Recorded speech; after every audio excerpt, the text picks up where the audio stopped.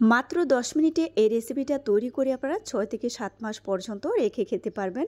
মুচমুচে এই রেসিপিটা অল্প অল্প করে বের করবেন আর শুধু খাবেন। তবে রেসিপিটা তৈরি করা অনেক বেশি সহজ। সবাই ফুল রেসিপিটা দেখে নেবেন। চুলায় একটি পাত্র বসিয়ে আমি হাফ কাপ দিয়ে দিচ্ছি সাদা তিল। তিলটাকে একটু ভেজে নেব। যখন একটু কালার চলে আসবে এটাকে নামিয়ে আমি একটা পাত্রে ঢেলে দিচ্ছি। চুলায় আবারও পাত্রটা বসিয়ে এর মধ্যে হাফ কাপ দিয়ে দিচ্ছি আমি বাদামের বিচি। এই বাদামের বিচিটা কিন্তু ভাজাই থাকে, তারপরে আমি হালকা একটু ভেজে নিচ্ছি। আর যে কোনো সুপার শপে আপনারা বাদামের বিচি এবং সাদা তিল কিনতে পাবেন। তো দুটো উপকরণ আমি ভেজে নিলাম। তবে যে পাত্রে আমি রেসিপিটা তৈরি করব সামান্য তেল দিয়ে আমি এটাকে ব্রাশ করে নিচ্ছি। আমি একটি স্টিলের প্লেট নিলাম, তবে আপনারা এখানে বেকিং পেপারের মধ্যেও কিন্তু এই রেসিপিটা তৈরি করতে পারবেন। এদিকে চুলায় একটি কড়াই বসিয়ে এর মধ্যে চিনি দিয়ে দিলাম আমি 1 কাপ।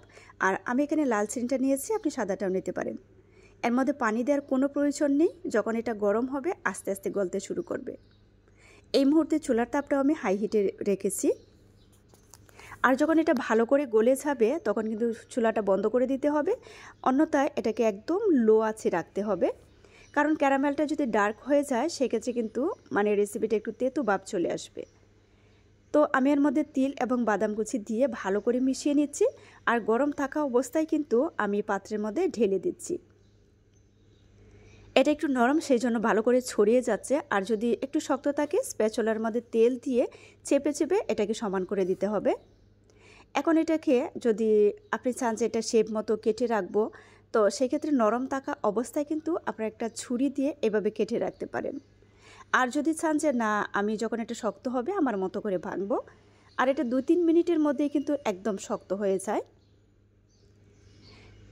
তো এটাকে 2-3 মিনিট আমি একটা সাইডে রেখে দিচ্ছি শক্ত হওয়ার জন্য।